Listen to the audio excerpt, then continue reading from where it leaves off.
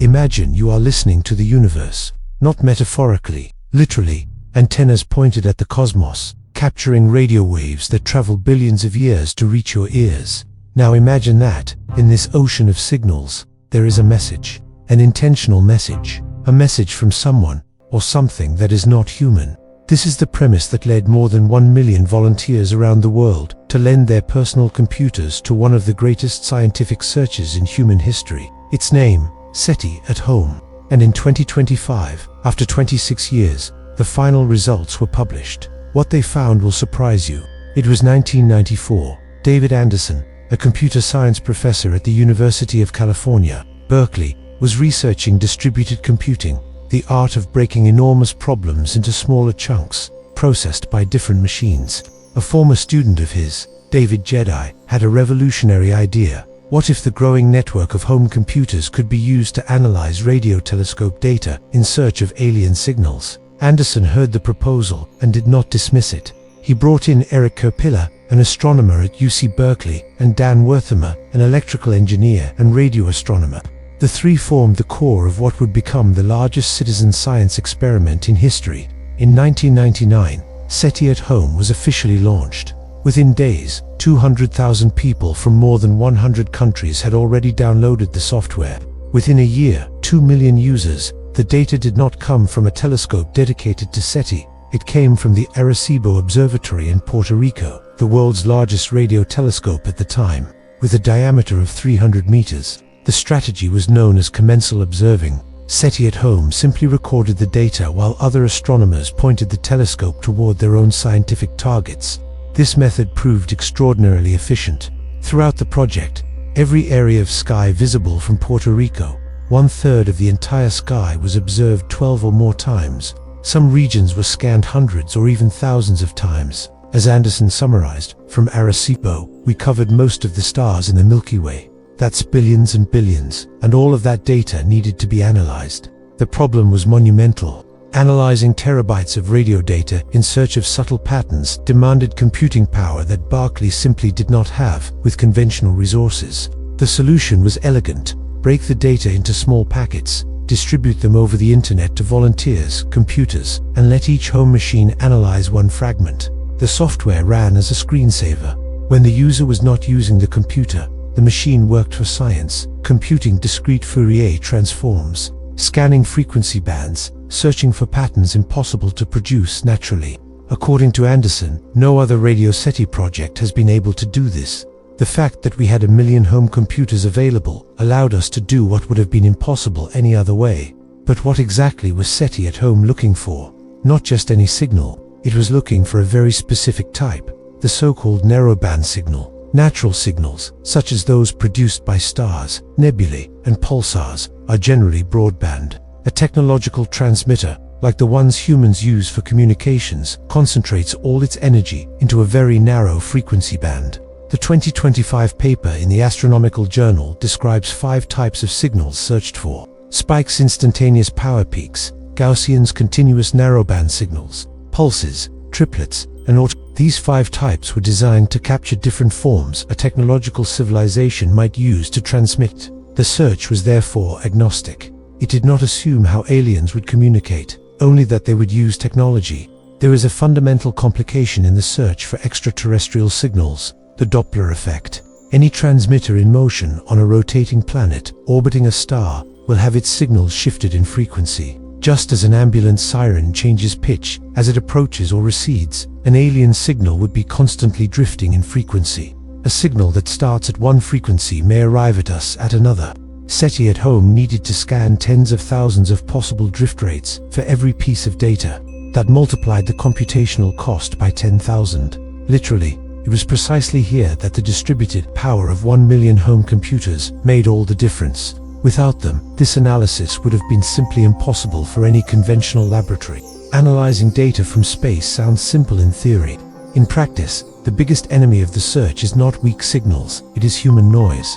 RFI, or radio frequency interference, comes from satellites, radio and television broadcasts, cell phones, military radars, and, believe it or not, microwave ovens. All human technology emits radio waves. The problem is that these terrestrial interferences can superficially resemble the signal of an alien civilization. A narrowband signal of human origin passes through the initial filters with ease. According to Korpela, there's no way that you can do a full investigation of every possible signal that you detect, because doing that still requires a person and eyeballs. We have to do a better job of measuring what we're excluding. Are we throwing out the baby with the bathwater? I don't think we know for most SETI searches, and that is really a lesson for SETI searches everywhere. To evaluate the efficiency of their own algorithms, the team developed a creative solution. Birdies' fake signals artificially inserted into the data. About 3,000 synthetic signals were injected into the analysis pipeline before processing began. The team deliberately blinded themselves to the nature of these fake signals before starting the analysis.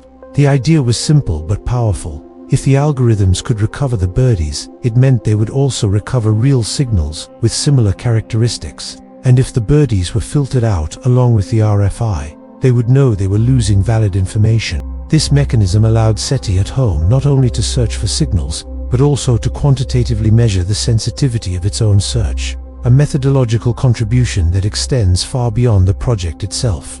All the distributed analysis from volunteers produced raw detections, but transforming billions of detections into real candidates required a centralized infrastructure, Nebula. Nebula was the SETI at home backend, a cluster processing system hosted at the Max Planck Institute for Gravitational Physics in Hanover, Germany. With enormous storage and memory capacity, Nebula applied sophisticated RFI removal algorithms, group-related detections, and created what the team called multiplets, groups of signals, coherent in space and time. The paper, published in the Astronomical Journal in August 2025, -29 pages, 9 appendices, and 20 figures, describes these algorithms in detail. The lead authors are David P. Anderson, Eric J. Korpela, Dan Werthimer, Jeff Cobb, and Bruce Allen. And here we reach the heart of the story. 21 years of data, billions of raw detections. How do you turn this ocean into something manageable? The answer lies in what the researchers call an algorithmic funnel, a series of progressive filters that eliminate the unlikely and retain the extraordinary. The first major filter reduced the billions of detections to approximately 20 million multiplets. A multiplet is a group of detections that apparently come from the same point in the sky, possibly spread across the 14 years of observation. This criterion is crucial. A genuine signal from a cosmic source should appear repeatedly in the same direction in the sky. A signal that appears only once is most likely RFI or random noise. 20 million is still an enormous number. The next step was to rank these multiplets by score, a value reflecting the probability that the signal is genuine. Not noise, not RFI. Sophisticated algorithms analyzed each multiplet frequency, intensity, consistency over time, compatibility with known RFI. The top 1,000 were then sent to a step no computer can replace: human review. Korpela and Werthimer spent hours poring over graphs, spectrograms, and time series. Human eyes are extraordinarily good at detecting subtle patterns that fool algorithms, and also at recognizing the typical RFI patterns that algorithms have not yet learned. This process was laborious, slow, and irreplaceable. It was, according to the original paper, the only method capable of separating the most promising candidates from those that, despite appearing intriguing to the machines, were easily identifiable as terrestrial. After this double sieve, algorithms and human inspection, approximately 200 multiplets remained. This is the final number reported in the paper published in the Astronomical Journal. It is essential to be precise about what these 200 candidates represent. They are not 200 confirmed alien contacts. They are not 200 decoded messages. They are not 200 identified civilizations. They are the 200 most intriguing signals found in 21 years of data. Those that survived every automated filter. Those that passed the human review. Those that do not resemble any known form of terrestrial interference. What makes them special is precisely this: the absence of a conventional explanation. We do not know what they are.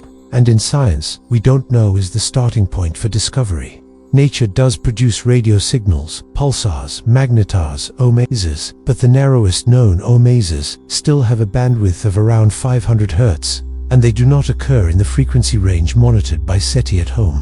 Any narrowband signal in that range is, by definition, technological or a natural phenomenon still unknown to science. SETI at home focused particularly on signals near the 21 centimeter frequency, where neutral hydrogen emits radio waves. Any civilization that understands physics will know this is where radio astronomers listen. Korpela explains, this powerful narrowband beacon would be something that's easy to detect. Then, once someone had detected that, they would dedicate more observing to try and find signals near it in frequency that might be lower power and wider band that contain information. In December 2020, while SETI at home was still processing its data, the world lost an icon. The Arecibo Observatory in Puerto Rico suffered the rupture of its support cables and the catastrophic collapse of the receiver platform onto the 300-meter dish. An era had ended. For 57 years, Arecibo had been humanity's ear to the cosmos. It was there that Carl Sagan and Frank Drake sent the Arecibo message in 1974. It was there that the first binary pulsar was discovered, work that earned the Nobel Prize in Physics in 1993. And it was there that SETI at home collected its data over decades. Ironically, the project had entered computational hibernation in March 2020, 9 months before the collapse, precisely to focus on analyzing the accumulated data. The fall of Arecibo did not interrupt the analysis, but it permanently closed the data window. What was in the database was all there would ever be, and it was a lot. Before moving to the future of the search, it is worth highlighting a legacy of SETI at home that is often overlooked. BOINC. The Berkeley Open Infrastructure for Network Computing (BOINC) was created by David Anderson as the technical platform that allowed SETI at home to distribute tasks to home computers. After SETI at home, BOINC became the infrastructure for dozens of other scientific projects, including Rosetta at home, Einstein at home, and LHC at home at CERN, funded by the US National Science Foundation. It turned home computers into scientific instruments around the world and remains active to this day. With Arecibo gone, the task of re-observing SETI at home's candidates fell to the world's largest operating radio telescope, FAST, the 500-meter aperture spherical telescope. Located in the mountains of Guizhou in southwestern China, FAST has a diameter of 500 meters, nearly twice that of Arecibo. Its effective collecting area is about 8 times larger than that of the Puerto Rican telescope. Since July 2025, FAST has been systematically pointing at the coordinates of the SETI at home candidates. Each position in the sky is observed for about 15 minutes, far longer than what was available during the original commensal observations at Arecibo. If any of the approximately 200 candidates is a real signal, FAST has enough power to detect it clearly. The absence of a detection is also valuable information. It sets even stricter upper limits on what might be out there. And what do Anderson and Korpela realistically expect from the FAST observations? The scientists' own answer is remarkably honest and scientifically rigorous. Anderson said plainly, "I don't expect to find a signal from ET, but if there were a signal above a certain power, we would have found it." Korpela was equally direct. "We are, without doubt, the most sensitive narrowband search of large portions of the sky, so we had the best chance of finding something. And yes, there's a little disappointment that we didn't see anything." This scientific honesty is, in itself, a result.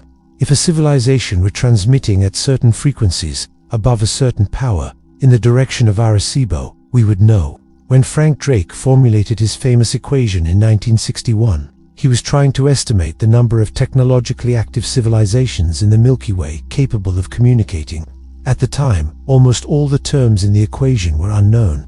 Today we know much more. Virtually every star has planets, rocky worlds are abundant, and liquid water is not rare. The universe appears structurally favorable to life. But SETI at home, with its 21-year search covering billions of stars in the Milky Way, found no unambiguous signal of technology that tightens an important screw in the Drake equation, the term related to the longevity of civilizations. If civilizations are common but short-lived, if they destroy themselves before transmitting signals long enough, then the cosmic silence SETI at home encountered makes sense. It is a sobering hypothesis, but consistent with the data. The physicist Enrico Fermi asked a simple question that still resonates today. If the universe is so vast and so old, and if technological civilizations are possible, where is everybody? SETI at home was, in essence, an attempt to answer the Fermi paradox with real data, not speculation. And the data shows, at the frequencies observed, with the sensitivity available, across 1/3 of the sky, over 21 years, silence. But silence can have many interpretations. Perhaps civilizations do not transmit in radio waves. Perhaps they use neutrinos, gravitons, or technologies we cannot yet imagine. Perhaps they transmit on frequencies we have not yet monitored.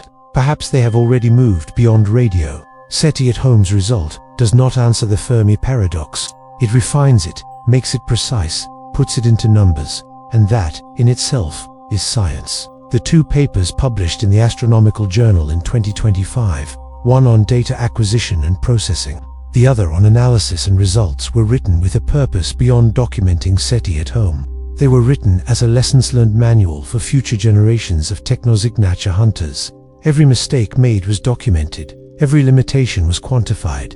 Every design decision that today would be made differently was noted. Anderson was explicit. Some of our conclusions are that the project didn't completely work the way we thought it was going to, and we have a long list of things that we would have done differently and that future sky survey projects should do differently. Korpela added, with a reflection that summarizes decades of work, there's still the potential that ET is in that data, and we missed it just by a hair. In a world where I had the money, I would reanalyze it the right way, fixing the mistakes that we made. SETI at Home was more than a scientific experiment. It was a cultural phenomenon. In the early 2000s, it was the most popular distributed computing project on the planet, with more than 5 million active users at its peak. It demonstrated that ordinary people, without scientific training, without special equipment, could contribute to the frontier of knowledge simply by lending the idle cycles of their computers. Anderson reflected with emotion. I'd say it went way beyond our initial expectations. When we were designing SETI at Home, we tried to decide whether it was worth doing. Our calculations were based on getting 50,000 volunteers. Pretty quickly, we had 1 million.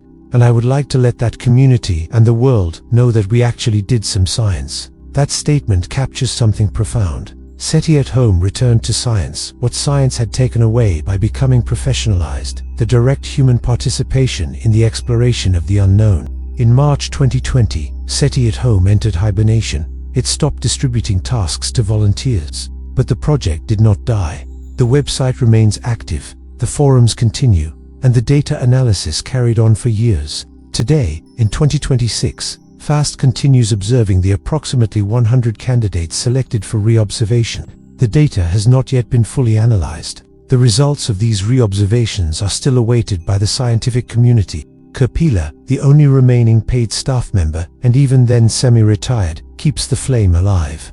He believes a similar project using FAST as its data source would be viable today. Faster internet, more powerful computers, greater distributed power. I think it still captures people's imagination to look for extraterrestrial intelligence, said Korpela. I think that you could still get significantly more processing power than we used for SETI at Home. So, did we find aliens? No, but we found 200 intriguing mysteries in the cosmos. We found 200 points in the sky that, for some reason, emitted radio signals that survived every filter, passed the scrutiny of sophisticated algorithms, and withstood the critical eye of specialists. We found, over 21 years, the limits of what humanity can hear with current technology. And those limits are now known with scientific precision, thanks to the work of millions of volunteers and a dedicated team of physicists and astronomers. The search goes on, with FAST, with Breakthrough Listen, with new algorithms, new telescopes, new generations of scientists and citizens. The universe is 13.8 billion years old and contains 200 billion galaxies. We have been here for the blink of a cosmic eye. We still have so much to hear.